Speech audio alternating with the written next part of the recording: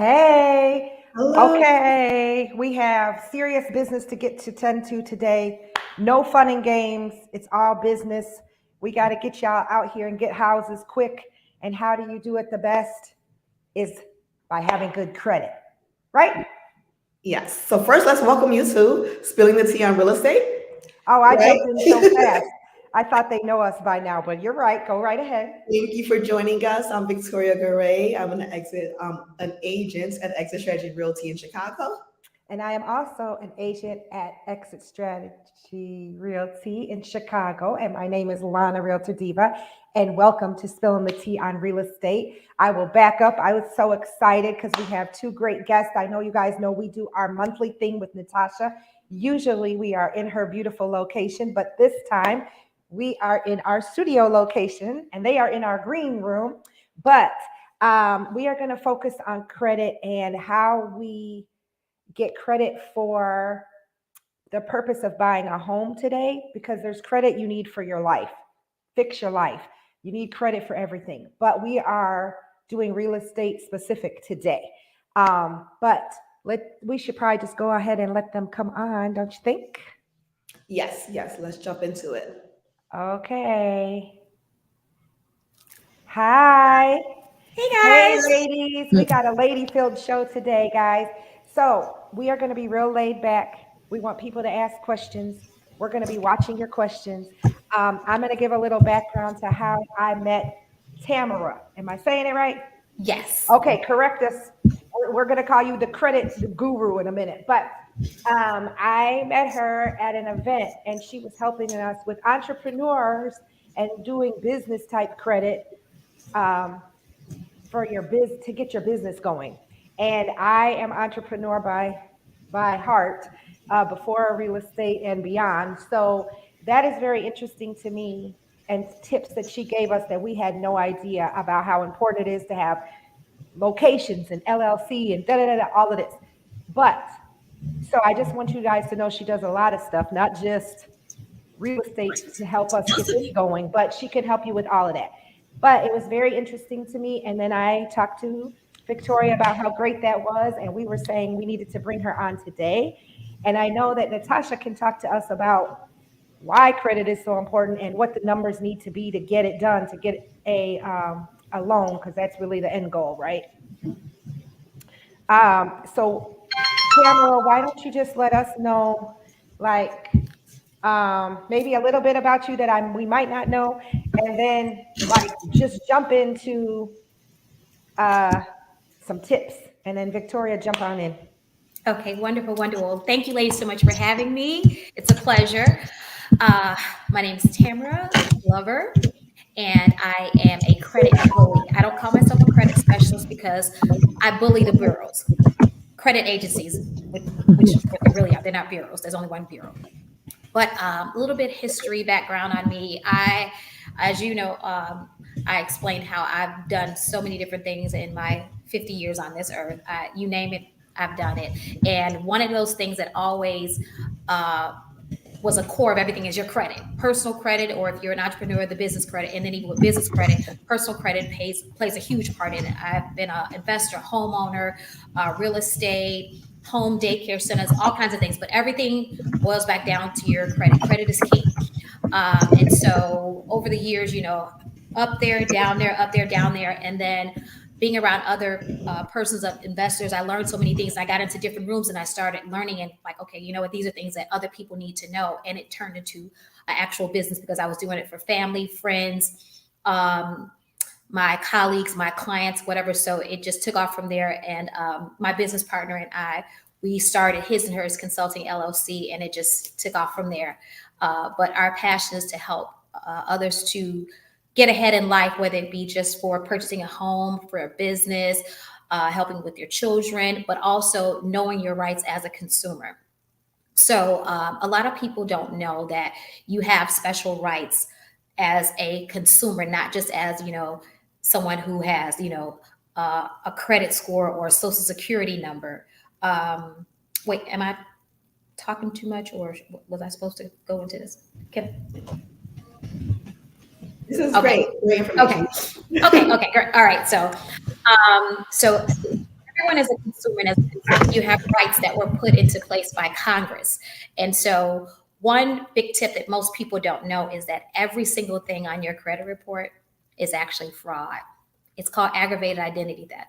If TransUnion, Equifax, Experian, LexisNexis, Innovis, all those little, I call them little cousins, if they didn't contact you and ask you, can they report information on your consumer report as far as like your name, your address, accounts, things like that, then it's aggravated identity theft, which is a form of fraud. So you as a consumer have the right to say what you want on your credit report and what you don't want on there, or if they're defaming your character. So that's kind of one of the angles, that we go with. But credit is so, so, so important. So just kind of want to throw that out there now. Wow. Okay. Wouldn't have known that. Yeah, they're defaming me every day. Okay, I'm coming right away to get undefamed because I'm tired of them putting any craziness on my account. But so what, Natasha? What score right now would you say someone needs as a minimum, and what would get them a good percent, like a good interest rate? That is a really good question. So our minimum credit score requirement just changed to 550, but you do have to put 10% down. That's a recent change for guaranteed rate. However, 580, 3.5% down. Now, I will tell you, the better your credit score, the better your rate. Once you get a 620 credit score, you start qualifying for some down payment assistance, but our best down payment assistance score is a 640. So that's pretty much the qualifications. If you're looking for an investment property, you generally want to have a 700, 720 credit score to make it make sense. But of course, we have to run all different scenarios. So as low as a 550, 580 will get you into the door with the lowest down payment, but you're going to have some underwriting restrictions on there. Once you get, the 620, you start getting down payment assistance. And at 640, you'll get our best down payment assistance with the lowest interest rates. Okay, and someone just asked, because I'm so glad they read my email last night and said, you're the queen of 203K out here. Like, everybody knows that is you, who we go to. And they said, does the credit scores change for 203K? No, it does not. So we follow the same credit score guidelines as we would for non-203K. But I will say for instance, because we want everyone to be successful with a 203K. And the way I go about 203Ks is not just to get you into the loan and leave you hanging, because I know that you will run across some type of problems dealing with contractors. So if you come into a 203K with a 550 or a 580 and you have a mishap, and then you need to go to Home Depot and get a line of credit or a credit card for $20,000, you may not be so likely. So yes, I will do your 203K loan with the 580, and hopefully you'll have some, never go back to Fresno or blanket money, as we say. But you definitely do want to try to have either great credit, better credit, or a backup plan in case something happens through your construction process. But that's a really good question. Okay. And Tamara, go ahead. I was going to say, and I don't have right now any down payment assistance with the 203K. So if you're looking for the 203K, the MMRP in Chicago, that grant just went away. It does go and come back. You can kind of Google, or ask Lana for information, or Victoria for information about that. But we do offer the HUD $100 down program. And that's just if you find a property that's owned by the government, which we call HUD, we will allow $100 down, whether it be a 203K or a regular FHA. Sorry to cut you off. Oh, no. That was really good information. Tamara, we had somebody today who came to me saying they need 40 points. They need 40 points to qualify. Okay. If they needed to do something first, I know you don't have their credit report, so it could be a little different for everybody. It's going to definitely be more specific if you have a credit report. But what would be something you would tell them to do as a tip to get it up the quickest? Okay, so first thing I tell them to do is actually pull all three of their credit reports. And a good place to go is like Experian.com or Identity IQ or MyScore IQ, and pull all three credit reports. First thing you want to look at is they want to make sure that their name is spelled correctly and that there aren't any alias names, because sometimes when you fill out those CVS rewards and Walgreens or whatever, sometimes they'll give you alias names, and so those actually can take away what's called data points. Data points are important to the lender, so you want to make sure there's no alias names, no fraudulent names on there. That's first. Check for the address. Make sure there's no addresses on there. There should only be one address, so they're going to be removing all old addresses. Then they're going to be checking for employer. Make sure you only have one employer on there. There shouldn't be like 45 employers on there or misspellings of the employer. Then check the date of birth. Then after that, first, most important part is the payment history. Make sure there aren't any collections, charge-offs, late payments, bankruptcies, repos, things like that, because that's the largest portion of the credit. That's 35% right there. That in itself could drop a person like 100 points. So want to go through and make sure none of that's on there. That's number one. Then the second most important part of the credit report, and a lot of people kind of overlook this, is credit card utilization. That is like 30% of their score. So sometimes just paying down those credit cards can get those 40 points, that they need. I'll give an example. A sweet spot is 2 to 9% utilization on credit cards. So let's say someone hypothetically has a $100 credit card limit, right?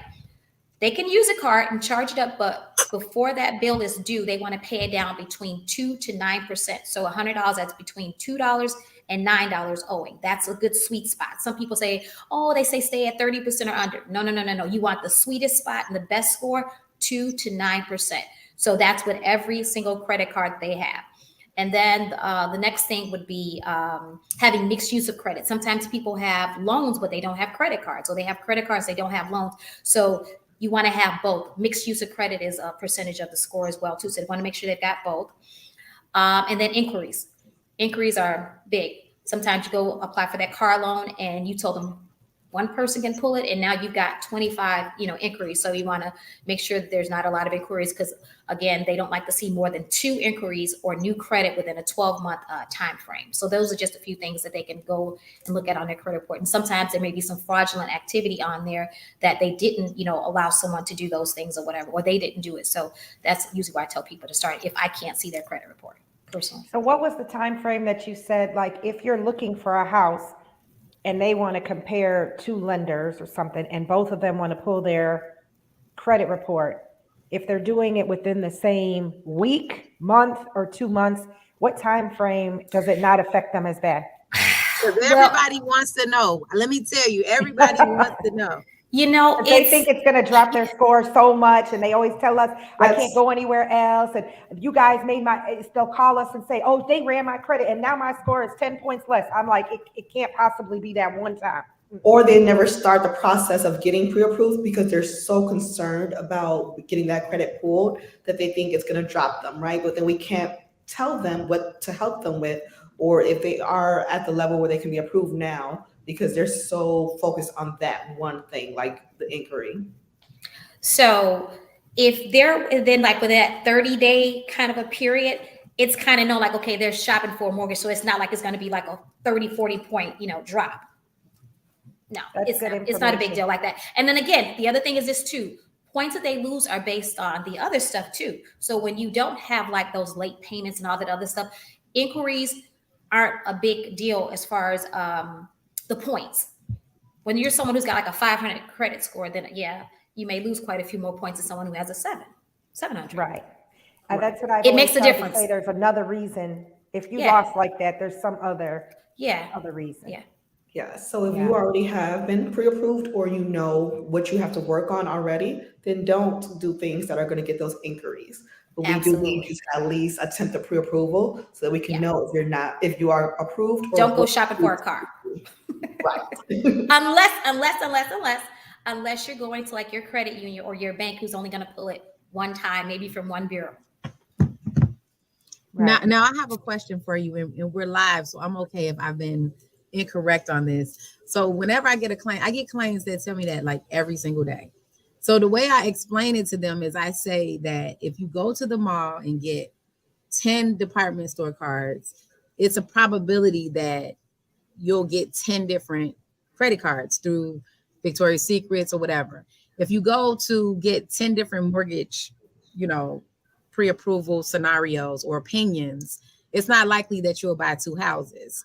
So I always tell them that consumer credit and mortgage credit inquiries are rated different because they have to bring your score down to see what's going to hit before they allow you to keep getting 20 and 30 credit cards. So I always tell them like it's a difference between consumer and mortgage credit. And most of my clients will say, well, my credit score dropped when you ran it. And I'm like, your credit score dropped because maybe your balance was not maxed out then, and it is now because the reporting time of the credit agency is different, right? It's about 30 to 60 days in arrears. So that is what I tell them. And then I tell them they can Google it because I don't want them to think I'm a salesperson, right. But I do have to have my credit pool in order to issue my pre-approval to help them win bids, you know, from realtors that I've closed deals on time with in the past. So that's what I've been telling people. But now we have a credit specialist on the line. We can just make sure that I'm validated. Absolutely. You're correct. Right.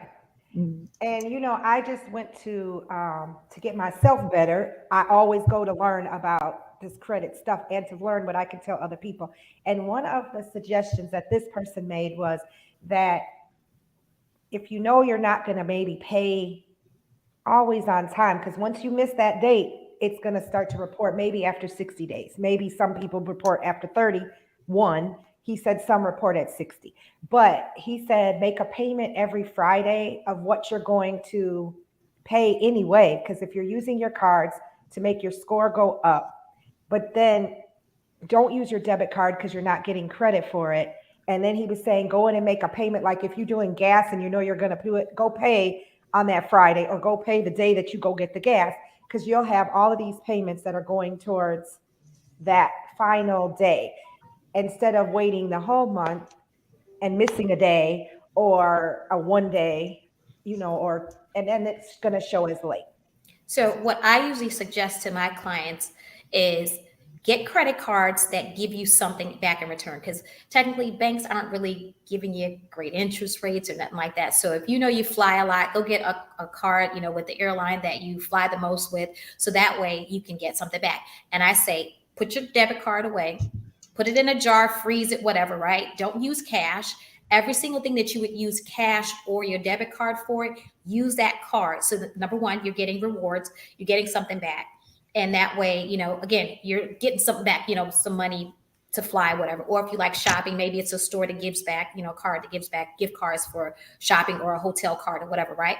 And then be disciplined. Like he said, be disciplined. The money that you would have spent, send it toward the card.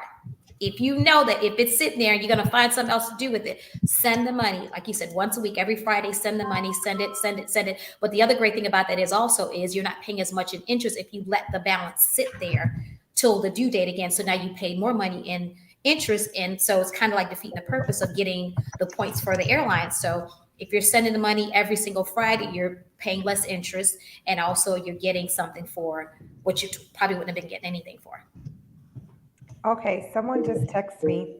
They're embarrassed to put their question on Facebook, so I get it.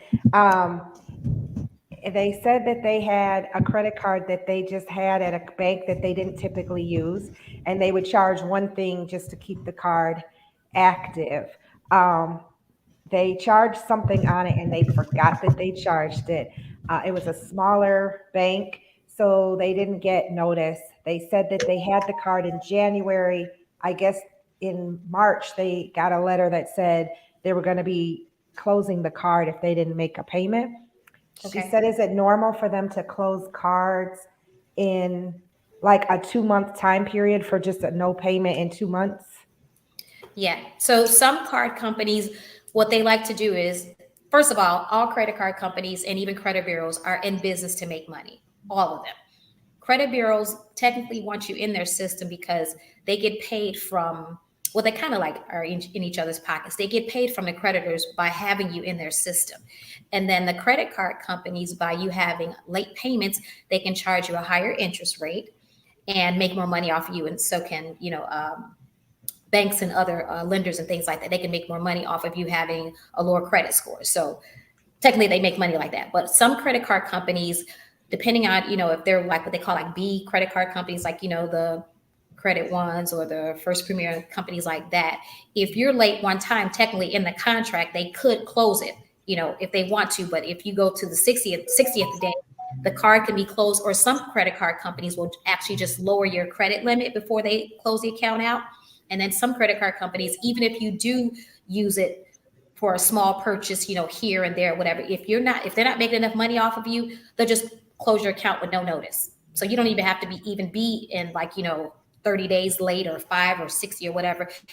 They're not making money off of you, they might think, well, we'll just close it.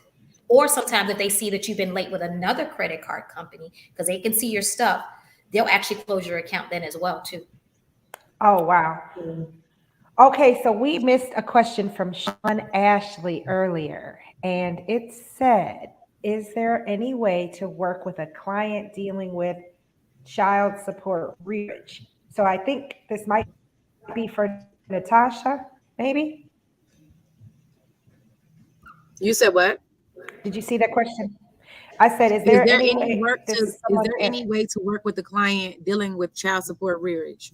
Of course. So if you have child support rearage, that's not a problem as long as you're in a payment arrangement to pay it back. So generally, if it's a collection, we're gonna take a 0.5% of the balance to qualify you. And if it's not the 0.5% of if it's not in collection, then whatever payment agreement you have. Say for instance, you're 50,000 in rearage, and you went to court, and a judge said you owe $500 for your current child support, and then you owe $700 for your rearage, which total $1,200. Then we will take the payment as long as there is an agreement.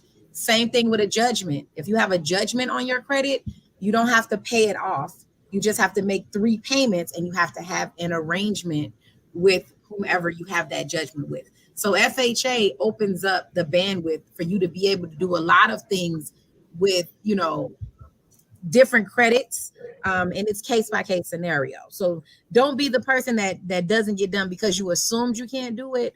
Definitely just give us a call or email and let us know, because I am the queen of doing a lot of what they call it gray area, just meaning that my clients have unique situations, and if it's something we can do, we'll coach you through it and let you know what you need to do. If it's something we can't do, then we'll let you know that we can't do it, and then we'll put you on path and let you know when we will be able to do it after you master certain steps.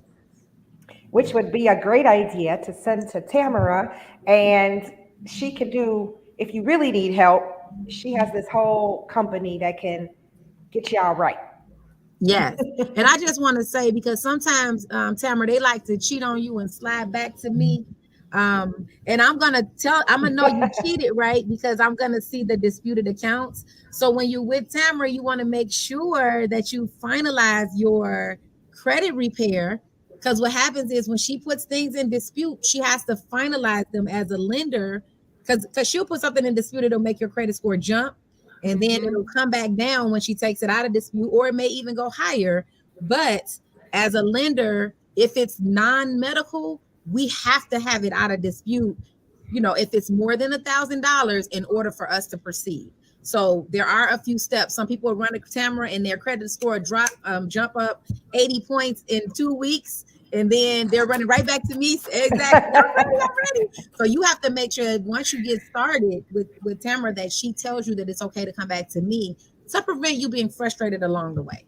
And sometimes you'll need credit repair, and we'll refer you to Tamara. And sometimes, you may just be maxed out on your credit cards, and it's something like you may not have time to do a credit repair. So just always consult with us. We're not here to just get a check from you or take your money. We're here to help you win. So if it's something that we could tell you to do where you don't have to pay, we're going to recommend that. And then if it's something that you require credit repair, then we're going to recommend that too. But we're definitely going to put you into a situation to win. And I know that was long, but the last thing I want to say is that be aware of who you do credit repair with. Because I have a lot of agencies that I'm not going to say their name right now, and I've never seen them fix anyone's credit, but they're on a monthly payment forever. But they're kind of stuck into that relationship. So Tamara, I don't know if you want to speak on that, but I do have clients where it's like they just want their $99 for the rest of their life, and we don't have an end date. And it's like, we're not fixing any credit here. We don't want them to take 3 years just so you can make extra money. So tell us about that, ma'am. I am a victim of that myself. It's called a membership. And so they're sending out these templates, and they may be sending something out, but because they're templates. So here's something that a lot of people don't know. So the credit bureaus have a computer system called eOscar. eOscar well, basically they get over 10,000 letters a day, right? So they didn't have the manpower. They didn't want to hire the manpower to read every single dispute letter. So they got this computer software called eOscar. So the letter comes through, eOscar recognizes a few words or some lines that look similar to 10 million other letters that they got. So eOscar spits out a code and just sends out another response saying, okay, this is frivolous, or this was came back verified, or whatever, when it never actually went anywhere, but they just send it out. And because most people get discouraged and they're like, oh, well, they said it was verified, or whatever. But when those letters that look like other letters that come through there, that's what happens. The computer system just spits out a response and nothing happens, right? So if you're paying for a membership and they're sending out the exact same letter for every same person who has a similar whatever going on, that's what's happening. And so nothing is going on, nothing's happening, because eOscar keeps recognizing this same letter, like a 609 letter, and then it keeps spitting it out, and you're paying every single month. You think that things are happening, nothing is happening. So vet the company out beforehand. If you can get some testimonies or somebody that you can call, or you can see whatever, before you just go jumping up with a monthly 24-month 36-month membership. So get some testimonies, or somebody you can call to verify, but do your due diligence.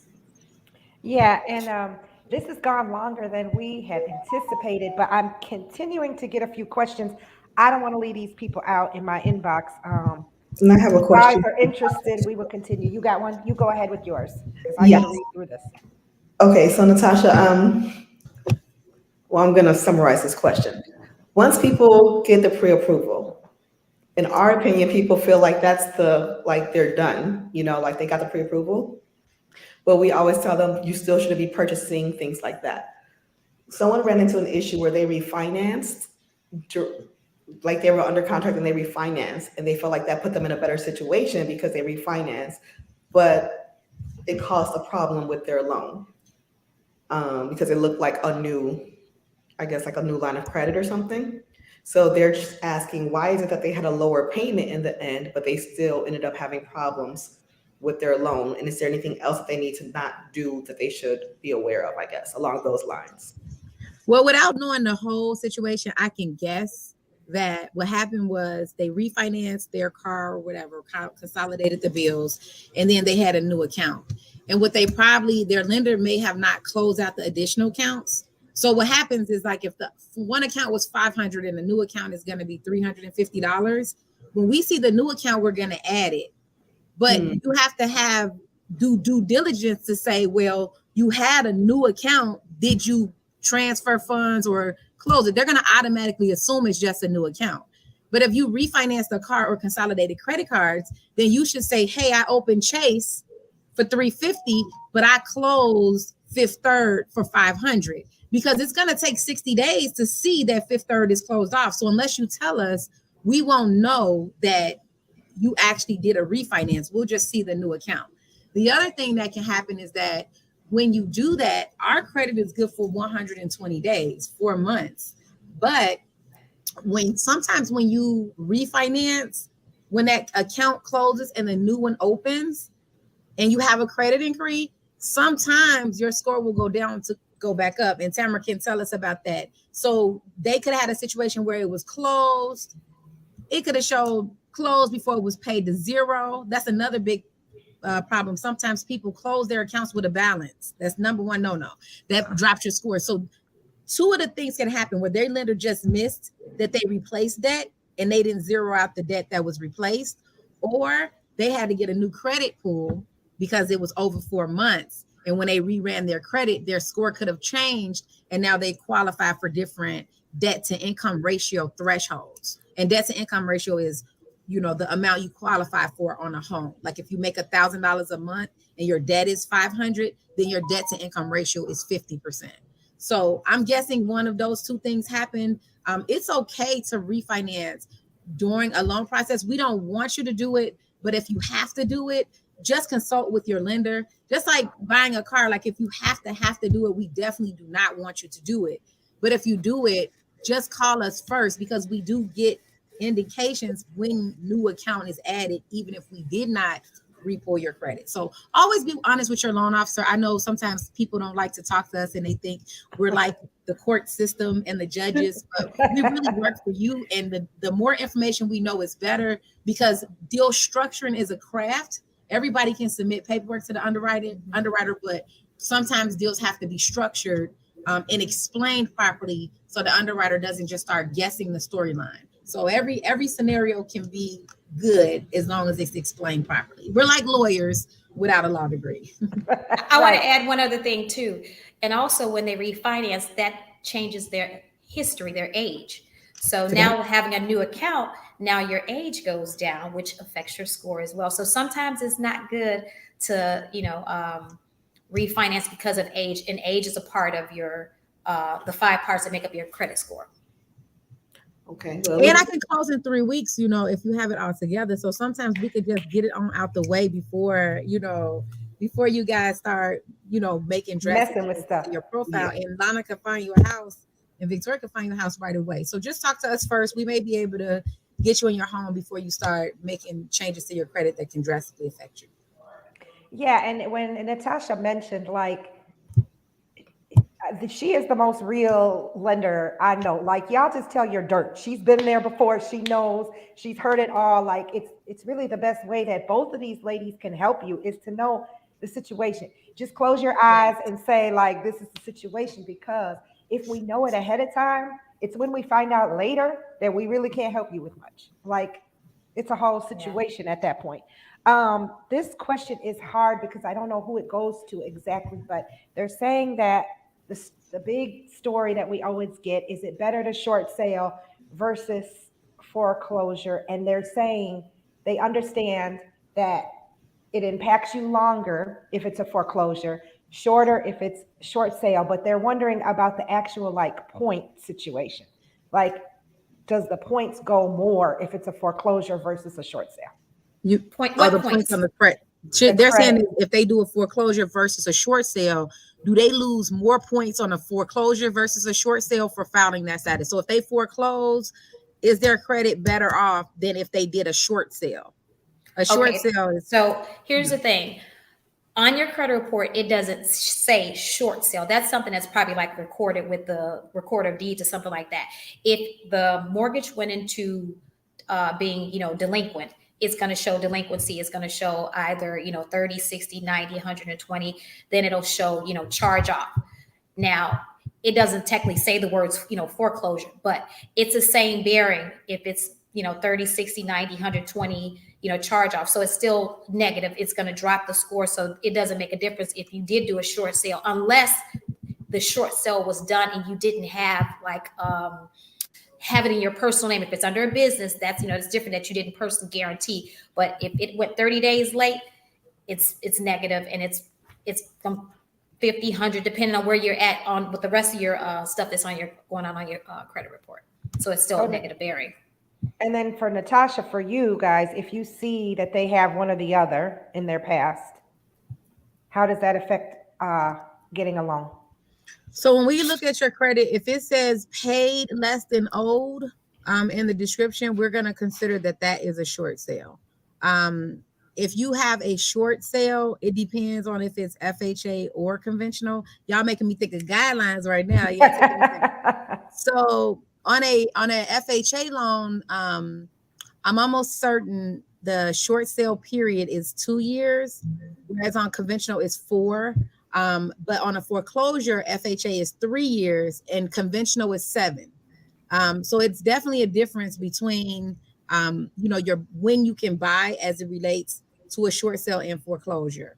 Now we do have other stipulations, right? Like if you file bankruptcy and you're in a conventional loan and you surrender the property, meaning I filed bankruptcy, I don't want this property anymore. Cash for keys. Look at cash for keys or something. So what? Did we used to call that like cash for keys or something when they would give it back? Okay. Mm-hmm. And then they start giving the deeds back to you, like, you keep your property. Yeah. That was old school. That shows my age. Right. But yeah, but so you can surrender if you surrender the property and then it foreclosed, then as long as it's if you don't own it anymore, then we just go 4 years after your bankruptcy if you file bankruptcy. So I know that was very confusing and a lot of information. So just give us a call one by one. You can own a property with a short sale, you can own a property with a foreclosure. Once again, the waiting time is just when you can buy again is the difference in my world. The credit, I just kind of go off whatever credit score you get when we pull your credit. Victoria, did you have any other ones on your side? I think one more coming in. I mean, Hey, we're not turning deed. down questions, I'm not turning down no It's questions. We got Tuesday. somebody just said deed in lieu, Carmen. Oh, hey, Carmen. That's an age. She said deed in lieu. It was also called the deed in lieu days, right? Mm-hmm. Yep. You said Okay. a deed in lieu? Yeah, she said deed in lieu. Right. She Okay. said, what was the question for the That's not foreclosure her short question. sale? She was just making a comment. I think on when I was calling it cash for keys, it's really like deed in lieu. Oh, yeah, deed in lieu. Mm-hmm. Yep. Okay. Did you have other questions, Victoria? I have one that asks, are any of the free credit reporting sites accurate? Annualcreditreport.com is a great site right now since COVID. Every 7 days, you can get a free credit report. They just don't give you a FICO score. Yes, I just learned that in this last class I went on Saturday. They said you can pull it every month because somebody said that people are reading their credit a little too much because they're getting mad because every other month it's going down. And they were saying, like, if you pay off a whole credit card, of course it's going to go up. But if something has an issue with a payment, it's going to go down by the next 30 days or whatever. And so people were saying, why does it fluctuate? And they were telling people, if you're pulling every month, you might get a Right. different number. Yeah. Now, Credit Karma, I would only use them just to check to see what's on there. I wouldn't go by the score at all. Not accurate at all. No. So that brings us to something we don't use. I don't know. You got me with these names, Oscar somebody, somebody, but the house credit people, whatever organization, whatever y'all call it, is different than what we use for our regular credit. Am I right? There's different credit reports that you've got for your mortgage. There's a credit score for that. There's one for auto. You have an insurance credit score. You have one for medical. And there's secondary credit bureaus that house different things like that too as well. Like LexisNexis houses for like your auto insurance if you had an accident, things like that. If you get prescription filled, they calculate everything. Everything's got some. Yeah. So if you see on Experian you're a high number or on Credit Karma, it might not necessarily mean that you're high when Natasha runs your credit. Correct. Because Right. she is pulling a mortgage FICO. Right. Yes, we get a lot of pushback on that. Yes. Nobody They're not believes. going to ask the loan officer because they're afraid of you, right? So they're going to call us. They're going to call us and say, Natasha said I'm only this, but I know I'm at least this because I get my Credit Karma. And we're like, okay, then we have to explain that. But we're also like, when she told you that, why didn't you ask her? Why didn't you? Right. And I normally break it down. I, Natasha Robinson, will confess that Credit Karma, you will almost all the time be wrong. And the good thing about Credit Karma is that sometimes you're wrong in a positive way. Yeah, that's true too. I've seen clients where it came back 600 and it was a 700 on, maybe 1% of the world, but most of the time it's generally between 40, I would say between 20 and 100 points off. Yeah. And I use that same speech I told you guys earlier about consumer credit. And, I that's how I explain it to them. And then I try to send them over to you. I try to send them to the professionals. So this question, I'm going to summarize because it's kind of long. So they say that they were in a relationship at one time, but never married. Then they separated their dating life, but they bought property together. So one person is taking on the responsibility of the mortgage, but it's still showing on the other person because they got the loan together. She wants to take her name off of that situation, but she was listening to you say that if she takes something off, then the years will be gone. I think she said like she's been doing it for 11 years. So she's saying if they take that off of her and they only leave it on the They guy. have to do have to get a new loan. She can't just be taken off of it. She's still responsible. So they have to get an entirely new loan, or like, because if she's on the deed, it's got to be either quick claim deed and then a whole new, mortgage loan. And then what it'll show up on her credit is that the loan closed if they get a new loan. So it'll be closed on her end, and on the other person, it'll show closed as well. And then the other person will have a new loan, or if they just completely sell the property, then on both ends it'll show closed. Okay, so her ending the relationship by them ending the home on her credit, it will show closed positively because they'll be taking it to another person's situation. Exactly. Got it. But here's the thing, with it being closed though, if she doesn't have any other installment loans going on, let's say that was the only installment loan she has on her credit report, and she's got, credit cards, well, her score is going to drop because now she doesn't have that mixed use of credit. But also usually when a loan is closed, the score will take a dip. But if she gets another installment loan, it'll go back up if it's in, good standing. And I have some gems right here, because most loan officers probably don't know this, but in this particular situation, you can actually get a second FHA loan. Why? Because you were an original wage earner who is no longer going to be residing at home, and you're going to get a new home. So my suggestion would be to call up Victoria Lana, call me, we'll get you pre-approved, look up the loan. Most FHA loans are assumable. So you can call the FHA mortgage company, the other person that's on the loan. If that person will qualify without you, then that they can assume that mortgage and continue on that mortgage.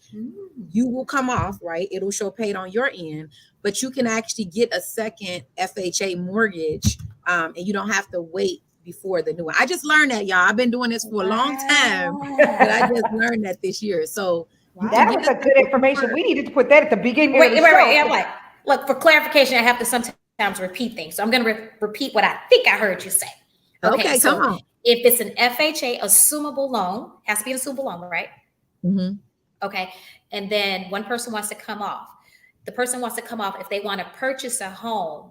If the other person, if their income who's staying on the loan, if their income can sustain it or whatever, then the person who wants to get off and purchase a home can get another separate FHA loan by themselves, and then that qualifies them to come off of the other loan. So two different things. You can get a second FHA loan if you were the original note holder and you are leaving from that home and that person is staying. So if you guys are separating, I'm no longer living together, and you're not going to live in you can get a second FHA loan anyway. If you want your name to come off of that FHA loan, second situation, you can see if your loan is assumable. And if your loan is assumable, then you can go through your servicer and ask to submit documentation to see if you qualify for the loan by yourself and if you can assume it, right? Okay. So once again, I don't know if anyone has ever been successful with that. I'm clear on the fact that you can have a second FHA mortgage if you are leaving a joint FHA loan. That's one guideline. But my advice is to call your creditor to see if the other person can assume the loan on their own to prevent the cost of a refinance. And if you're getting that mortgage 4 years ago, your interest rate is probably lower than what they are today. So then you would basically just take that mortgage and continue on, and you won't go back and start over from 30 years. So the original person will maintain their credit status and their credit history, and then you would come off that loan if the lender will allow you to assume it. And at the same token, you can get a second FHA loan if you were the original wage earner, not on title, you are on the mortgage and you are moving out and they are staying. That is now a reason why you can get a second FHA loan. That is cool. Look at this. And you heard it here first. Right here. On spilling the tea on real estate. Yeah. Guys, these have been really good questions. I'm shocked today. We don't normally get so many questions. Even if you want to be anonymous, it's okay. I'm not going to tell anybody anybody's business. If we have other questions, send them through because they are here. You got them. Natasha is selling the world. I mean, doing loans around the world right now. So, yeah, we need contracts. Anybody under contract want a second opinion? Call me. I can get you down payment assistance. IDA just dropped their rate to 5.875 on FHA from 6.8 last week. So we got a lot of good stuff going on around here. What was People the that number didn't qualify. again? Huh? What was that number that they dropped I, to? you said what? What was the number that you just said was the recent FHA? So Ida's FHA rates were 6 point something last week, like 6.8, 6.7, and today they're 5.8. So we dropped a whole point Wow, in a a week. whole point. And people that didn't qualify at 6.8 may qualify at 5.8, and they may get $10,000 or $6,000 in free down payment assistance. So we got a lot of good things going on right now, and I'm excited because we've been through a very crazy market. So as you can see, when we start seeing some good after the bad, we're a little more in cheerleading mode. Yes. Right. We jump on all the good news. Any good news, we're like, We we're excited. excited. They got me at the office all night getting these contracts. We got to take what we can, because if the rates go up again, then things slow down. Yeah. So now it's Yeah. while we Yeah. have it Me and in here, we Victoria keep got it rid going. of our gray hair, so we're starting to come out of this. Let's go. You got to push through. Yeah, and I'm still working all day and night, so people can call me. I went back to working Sundays. I had taken those off. Like, it's just we're fighting for houses out here. We're going to be honest. We're fighting. If you want to sell your house, I understand. If your interest rate is 2%, you don't want to sell your house. No. If it's anything close to what we have, or you need a bigger house or a smaller house or a summer house or a winter house, whatever, we need your houses. Like, we really need some houses. So That's we why you got the want your buyers. credit tight and your pre-approval right. Right. That's exactly it. Okay, guys. Oh, we got a question. What are the veteran rates? The veteran rates, every rate has an APR and it's subject to, but the VA veteran rates are 5.8. It's just government loans have the same rate on IDA. But we would have to look at your scenario and give you an annual percentage rate as it relates to our current rates. And they do go based off your credit score, your type of property, and your debt to income ratio. That is the posted IDA rate out in public. But as a lender, when I quote you a rate, I have to give you the rate and the APR. So if you want a one-on-one scenario, I don't have to pull your credit. You can just give me your credit score, what type of property you want to purchase, and then I can give you a quote on what our interest rate and APR would be on that scenario. Okay. Oh, that's great. Tamara, is there any other, if people are still thinking of questions, go ahead and put them in. But is there Yeah. any big tip that you think that we missed or something that would help people that we didn't ask about?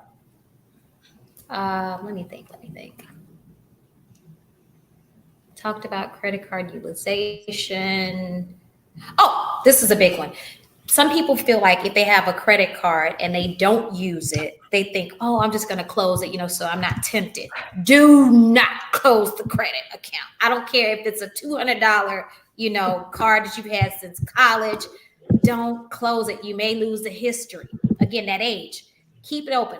If it's different if they close it, but don't you close. Don't go closing any accounts and just use it. Some people are like, well, it's got an annual, fee on it. Keep it. It's worth paying the extra $99 a year as opposed to losing points for closing a card you've had for 15 years, even though it's a low, limit card. It's the age that's on it that helps your score, and your score in itself. So don't close cards because you feel like, you're not using it or it's too low of a limit or whatever. Keep it. And then here's another thing too. You can always, people don't realize this too, you can always call your credit card companies and ask for credit limit increases. And you can negotiate your interest rate too. Interest rate down. If you are paying your card, and if you're not just paying the minimum balance, you got more leverage. And then if your score is higher than what it was when you got the card, you can always, threaten to close it or whatever, and say, hey, can I get a lower interest rate? And then every 6 months, keep asking for a credit limit increase. So now your utilization goes down, your available credit that's available to you goes up too. So that can boost your score up as well. Now, I don't know if this is good or bad, so don't quote me. I did it. All I can say is I'm a real live person who did it. We'll see how the score goes in a little bit, but I did exactly what she said. I just went through my cards one day because I was over it with these 29. You don't even realize it starts out at like 0%, right? And you think you have a 0%, you forget. Next thing you know, it's 29%. Like, who did that? I don't know. If you're ever late, they'll do that too. I'm sorry, I don't mean to cut you off. If you're ever late for a credit card payment or something like that, you might have a 0.2%, whatever. They will literally change your interest rate and shoot it through the roof because you were one day late. So I that can went happen That's through. too. good to know. Yeah. I went through and I was surprised at the answers I received. Like almost every card I had, which don't do me. Don't do me. I had a few too many. Okay, I got a few too many, but It's okay. college days, I'm probably still paying for pizza from back in like 1901. But anyway, Those free 2 liters oh, for the those discount bags card, they used to give you to carry around, the bags, the man. water bottles, the pizza. I Right. paid. I Yeah. paid my Like, dues. mama But show you for not giving me no allowance. I'm just gonna get all these credit cards today. Right. right. So I ended up getting a lot of people giving me 3, 5% down from that 29. I got a bunch of them. Now, this might be where it's not good. I got a bunch of them that did increase my score. I mean, increase my amount. And they said, and you can transfer to this for 0 till whatever. I started transferring things from cards all over the place. I was transferring because I wrote the date down like it's until October. Well, clearly I'm paying that off before October. But if you don't pay it by October, they told me it's not just that 3%, it's going to be 16.9 or something, they told me, all the way back to the beginning. So you got to make sure you can agree to what you do. Then someone did mention at that last one too that Best Buy is one of the worst ones on going to a high number after, like they'll be at 0% and they'll say like for this many months you can pay your computer off or whatever, and if you don't, that they They go call all it the way back. What'd you say? They call it same as cash. Yeah. And then if you don't pay it off by the time that you've said, they'll go interest all the way back, and it's super high. That's what they told me. Now I know on mine they weren't applying it to the, I had to call in and tell them I wanted them to apply my payment to that promotion I had rather than my regular next. Right. Exactly. Yeah. Yeah. So somebody named Candace, hey Candace, said hi to Hey, us. Candace. Hi, And she said, what can I do to boost my credit score for home loans? This show was all about that. So you might have come in late, but we can't repeat it all. I would go back and watch from the beginning because the whole show was about boosting your credit. Is Candy responding? Can she tell us what she thinks her score is? Oh, did you want to tell us your score Candy, online, what's your Candace? score? Nobody can see, but You could tell. no, I'm You could asking send because this to me. if she missed the beginning, you only need a 580, but the higher the credit score, the better. And I'll let Tamara.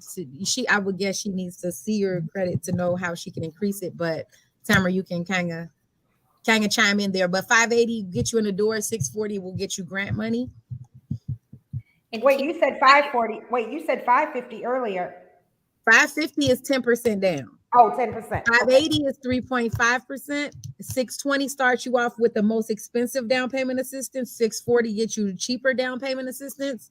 And the higher the credit score, the better the interest rate. With the 640, the IDA rate is the same, regardless you have an 800 credit or a 640. It's still the same interest rate. So if you get a 640, you get the rock and roll just like the 800, which is amazing. That was a really good breakdown. It made me understand the different numbers, like what you get. Let's do it. Oh, wait, Candace did explain. She said mid 540, maybe. Okay. Candace, what I'm going to say is, well, actually, for anyone who views this and sees this, if you guys say that you saw this show, we're going to do complimentary credit analysis reports. It's where your 3 credit reports will be side by side.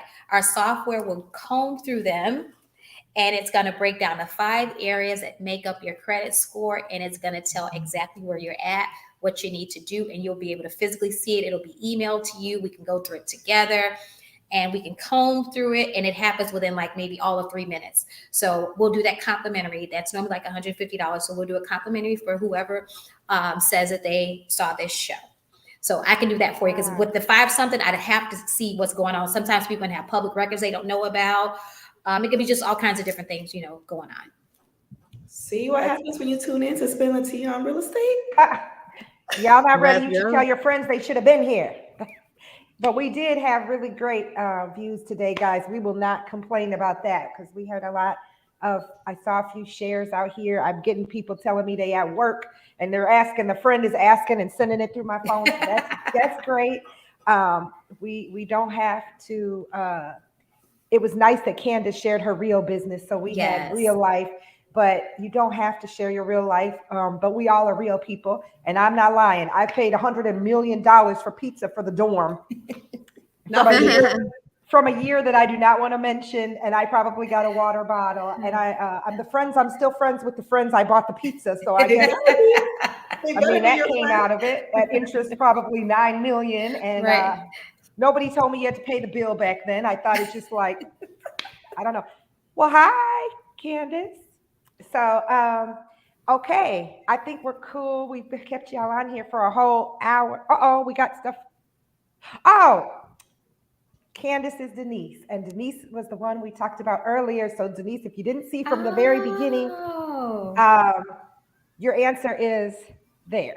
Oh, we got other people saying they guilty. I'm glad people feel me. That's okay. My mother. That's the third emoji. Like I got some text, and that's the third emoji I've seen since we've been on. They're like the covering the face emoji. So people are getting some good tips, obviously, because it's hitting home. Yes. So what we need to learn from this is if people have kids that are going to college, the first day y'all leave the campus and you drop us off, they line the yard up with T-shirts and cute keychains and stuff we never care about, but you're going to get gift cards. Now they're giving gift cards too, grocery gift cards and stuff like that. Yeah, tell them they have to pay the bill. My mom forgot to tell me that part. Like, you got to pay for the things that's charged. Oh, thank you. So, we have people coming in, but I'm looking at the phone and I'm looking here. Let me see. We got one other thing coming. She's jamming over there.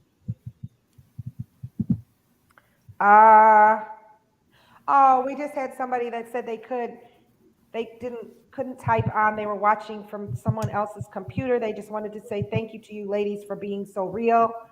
That the real life situations help people understand that they can share their personal business.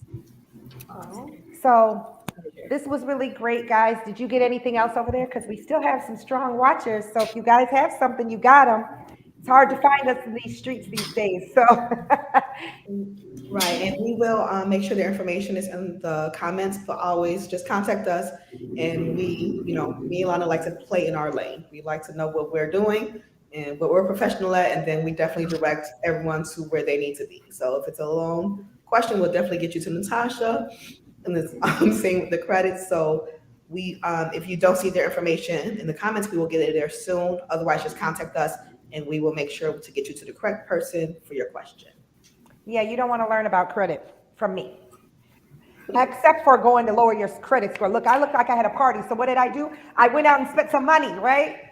That's not what I was supposed to do. But I was so excited about my 3%, my 0%, my balance transfers. I was like, now I can go have some drink and dinner on a credit card that I'm going to get some mileage for.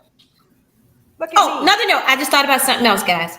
Some people may not know this. Did you know you can actually change your credit card due date?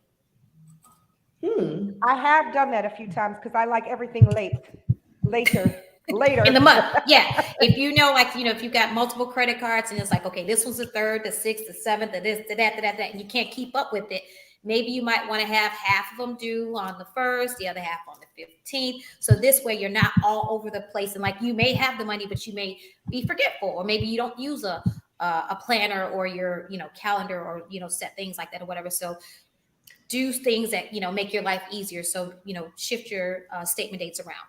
And then, also that's another way where some people play around with their utilization. Some people like shift money from card to card. So if these cards are due on the 1st and these are due on the 15th. So maybe, they might pay these and then they take the money later on and take it from this card and put it over here. So the utilization doesn't look so high. So that's called, utilization, but it's just another conversation for another day. Yeah. And I think a good tip, if you're beginning at this to get your credit up, is set your due dates automatic for the minimum. That saved my life because I'm not good at remembering, and I have pay bill phobia. So if it's just, I have mail phobia. Y'all know some of my phobias. I got mail phobia. We got to open that mail, ma'am. I Oh my know. God. Oh, The thank you. number one reason why people like I'm literally at the office, and I know it's crazy. It is, where is it at? Let me show y'all my bag. Like I went through all of my mail, and it was so much more than this, but I had to come in early and go through, and I actually had three. One was $6.60 on its way to collection. Thank you. And it Thank was you. gonna Thank go you to my so credit. much. So because I Thank you didn't so open my much. mail, I was gonna have my score drop and have to call Tamara to fix my credit for Listen, listen, $6.61. And listen. these are the bills that they weren't answering. So I still have these left, but I took care of everything else in the envelope. But I'm just saying, I'm at the office, guys, and you have to open your mail and you have to Open make it. sure that the address that you're using is coming to your house. Don't have some weird address you did at grandma's house and then your mother's house and then your ex-boyfriend's house. That's Make Victoria. all your mail go to one place because you want to make sure you're opening that mail and you're reading Yes, it and all of that stuff. absolutely. I bought a property with I didn't give them my right address because I didn't want them to know where I live. I had tickets because I wasn't getting the mail. A $240 ticket cost me $11.70 and they garnished my check. And I'm like, wait a minute, it's embarrassing. I'm a manager. But I had no idea because they couldn't contact me. Contact you. I'll give They an couldn't, it example. was a vacant lot, and that was my mailing address. Like they couldn't Oh, contact me. So make sure that you open your mail and yeah. put your credit cards on auto payment. That's Yeah. my advice. And the last thing is stop thinking you need 20 credit cards. You don't need $2,300 cards, I was and if getting you get personal. a higher one, then that way you won't forget. But if you're gonna have 20 cards, put every single one of them on auto pay for minimum payment so you never have to remember to make the payment. That check in the mail thing is huge. I had a client that had some medical things going on. So she was getting bills from different hospitals, medical bills or whatever. And two things can happen sometimes. Sometimes maybe the facility that you went to didn't send the bill over correctly to the insurance company. It wasn't coded right. So you're thinking the bill got paid. The bill didn't get paid, and the hospital or whatever facility is sending you out bills every month, but you're not opening or you're ignoring. You're like, oh, that was paid by the insurance company. Not opening it, ignoring it, whatever, right? Well, now it goes into collections. And then you find out that it's a bill that could have been paid. All you had to do was open it up and see that it said $7,000 and say, hey, call the insurance company. Hey, did you guys pay this bill? And they're like, it came over, but it was coded wrong. Have them to resend it over with the proper code and we'll pay it.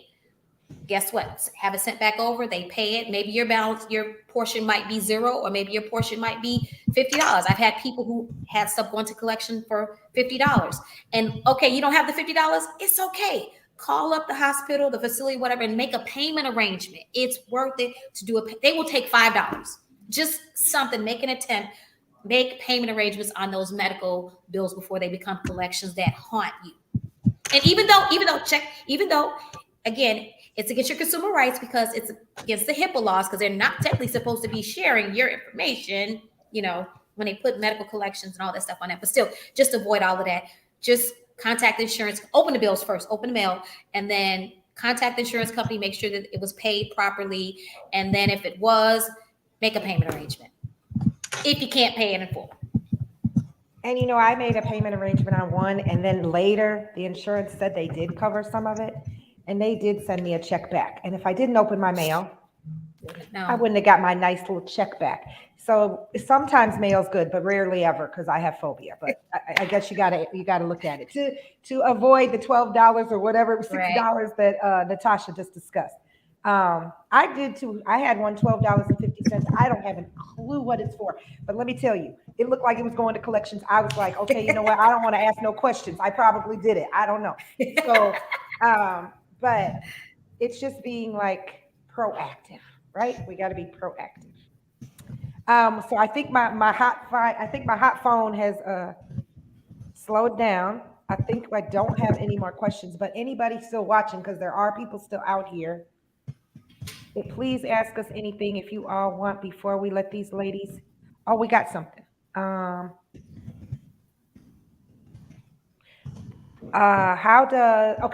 said, how does underutilization? Oh, we've never talked about that, like a no credit type of situation. How does underutilization take your score down? I guess it's like, Underutilization or not having any credit on. Can she be a little more so specific are with you the asking, underutilization? Carmen, are you asking like if that means people don't have any credit? Because underutilization is only going to make your credit good, from what I understand. But if are you saying if someone doesn't have credit at all? I don't know. Let's see if she answers us. Okay.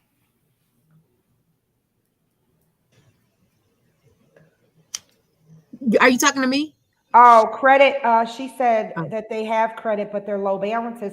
That should only That's actually good help because you you. want to stay between 2 to 9%. As I said earlier, 2 to 9% is a sweet spot for credit card utilization. So, example, if you've got $100 credit card limit and you can stay between owing when it reports to the credit bureau. There's two important dates, so people don't know this too. There's two important dates to know about. There's the due date and there's the statement date. The due date is a date that the credit card company says, okay, this minimum amount is due by this date. Then it's usually a few days later, the statement date. This is a day that the credit card company takes a snapshot picture to say, what is your new balance? And then they send that over to the credit bureaus. So on the statement date, you want to owe between 2 to 9%. That's the sweet spot. Over that, it won't, well, it's gonna drop your score, but to have the best score, 2 to 9%. So $100, 2% is $2 to $9, 2 to 9%. So that's a sweet So spot she to be also at. said, what if your credit is rarely used? So I think I'm going to add to this question because I think where maybe she's saying, like I have some cards that are zero that I sat on for quite a while that are zero. I freaked myself out and I thought that they would maybe close the card, which I don't want them to do because I want the open balance. So I went and charged something on a card that maybe I did or didn't need to make activity within that year or something to make it then paid it off the same day so I didn't forget to Mm-hmm. keep the card active. I don't know if that's what she's asking, but is that true that we need to If Use the you use the if cards. card? you do, because I said earlier, they will sometimes close your card for not using it because again, they're in business to make money.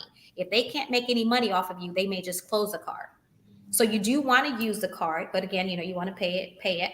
And again, I always say get cards that you can get something back. But if it's one of those cards from your college years, or if it's like that, New York and Company or Victoria's Secret or whatever, those community bank cards, use it so that they don't close it, but you don't have to overuse it. But you still want to use it so that it's not closed because they will sometimes Clearance, close it for inactivity. Will get a card closed.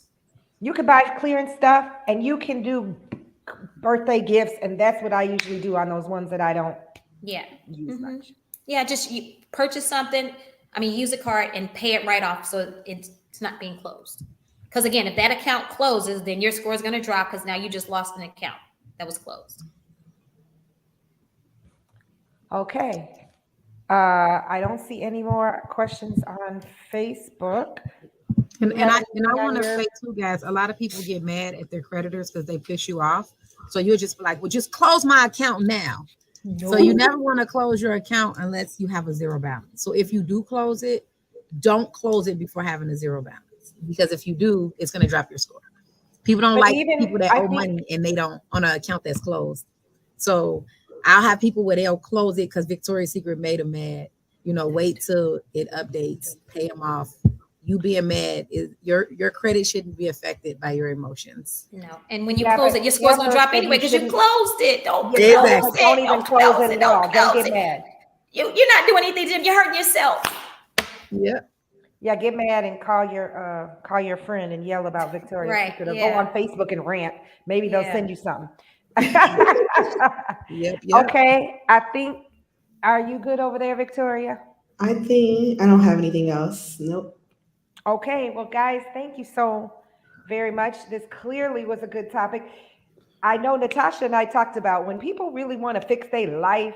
Normally, you guys don't come on here and communicate with us when it's real life situations that we're trying to do. But when we get out and talk silly, or when we get on and talk about, I know she always does well with her 203K conversations, but we got to get you to the 203K. Like, you can't get there if you don't have the credit. So we got to get through the taxes that we talked about that nobody wanted to come and see us about, and the credit that some people were not RSVPing, but y'all came here. So this must be a safe spot for us to discuss that.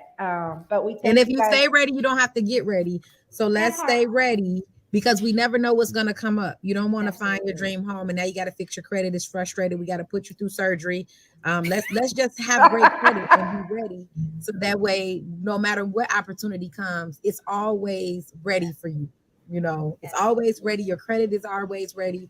And, you know, credit and home ownership. And we talked about this before, Lana. It does more. Like knowing you could buy whatever you want makes you actually not buy it because we only right. buy stuff because Oh we my feel God. like we deserve it because we don't really qualify for it and we think we work hard. But once you can have everything you want, you realize you don't need it anyway, and then you opt out of it. So having credit is just a key to retirement. And I know a lot of people think when you're 60, you should start talking about retirement. But I'm already working on my kids' retirement, and they're not even, you know, my son's 17, and we're trying to get IRAs and all of that stuff now because my parents wasn't able to do that. We need to start talking about retirement today because, you know, I don't know if we disclosing ages, but I want to be able to have fun, you know, when I get in my 50s and not have to worry about what 2 or 3 Ks I'm going to close. So we do that through credit, through home ownership, through planning, through building this confidence. So now when you walk in the door, through your employer, you got confidence now. Instead of getting $30 an hour, you might get 42 just because you walk different because you got an 800 credit score and Your not a posture 450. So now changes. you have lack of confidence and you feel like because your credit score is low, you deserve to make $20 an hour less than Chad, whose credit score is high. So let's just get it all together so that way we can build and grow and take each other to the next level, and then make sure that you motivating those people next to you, around you, and underneath you, so you can bring Absolutely. everybody up, and then we can make a difference as one team. Yeah, Absolutely. that is so great because Natasha is right. Like I almost went down. I went downtown to look for a property for myself. Like I'm gonna live downtown because I can, and I'm Mhm. gonna do this, and I'm gonna walk outside, and I might not need a car anymore, maybe or maybe not. And then I went there, and it was 900 square feet, and I have 13, and I had paid off my house, and I said to myself, I don't even want to buy nothing. Like I don't want to buy. So never mind. I just am gonna help other people get to where I want now. If I decide I want to retire and I want to go to Florida or wherever else, then you have that opportunity. But you want to get your credit Absolutely. all the way ready, like Natasha said, ahead. Because when you guys call us and you're telling me I'm paying $4,000 a month in mortgage and in rent, Rent. and y'all bought this house 12 times, we're trying to get you out as quick as possible. So we don't want to have to say, oh, now let's do all of these things. We want to get you out immediately because that landlord is thanking you and counting his money and going on vacation. That's So You right. could pay my rent or yours. yes, I like my renters. I'm not gonna lie, but I also want them to get to done with me, and we can move the next person in so they can buy and the next person can rent. So Because what you guys have to understand is that after 30 years of owning, your house is paid off. And then when you become a senior, you get discounted taxes. Yeah. And when you get older, a Senior freeze. senior, your Senior taxes are freeze. frozen. So now when you Hmm. wake up in the morning, you don't have to worry about your mortgage. And that's one of the most expensive debt we have is our mortgage and our car notes, believe it or not. So if you don't have mortgage, you know, and you got to pay for a car, that's the reason why people go to work every day.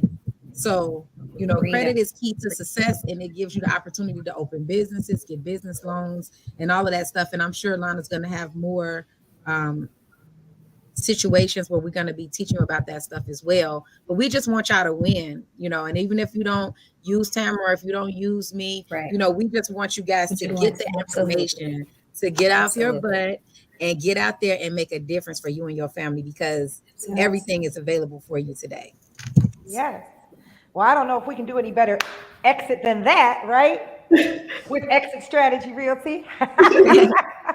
Okay, guys. Well, thank you so much. And thanks to the agents out there. I see many of you saying hello. And if you don't know Natasha, make sure you meet Natasha. I know she busy lady. She might kick you to somebody that works with her, but that's okay. That's amazing too. She's got some great people. But we're going to all grow together, and we will see you all next month. I do not remember our topic, but we'll try to put that one in there too. Or maybe we'll make it something fun this time because people need a break from all this heavy stuff. We've been doing a lot of heavy lifting these last few sessions that we've had. But we thank you guys so much. Everybody is saying thank you to you guys for sharing the tips. Chanel is saying thank you for sharing. So we will see you all soon. Again, if you have follow-up questions, Natasha is on my Facebook as well as Tamara is. So if they don't see the question, we'll make sure they get it. We will follow up with contact information, and we'll try to put the next topic for next month in here as well. And if there's any topics you all want us to cover, then you can feel free to add those in the comments also. Yes, because we want to know what you guys want to hear. We have a lot of resources, but sometimes what we think you want, you might not, you might have something else. Okay. Let me see. Denise, we're going to stay in contact. You are welcome.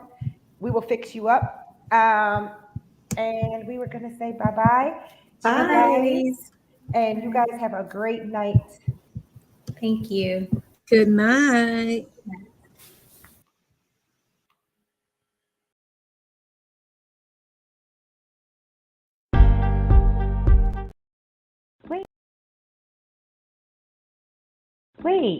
Wait. Victoria, where is everyone going? Is everyone leaving? Yes, Lana. The show's over. But wait, I have more to say. Is my mic still on? Can they hear me? What if they have more questions? Well, they can always contact us. How? How will they reach us after this show? If you have any questions, our contact information is on the screen. Otherwise, we'll see you again in a couple weeks.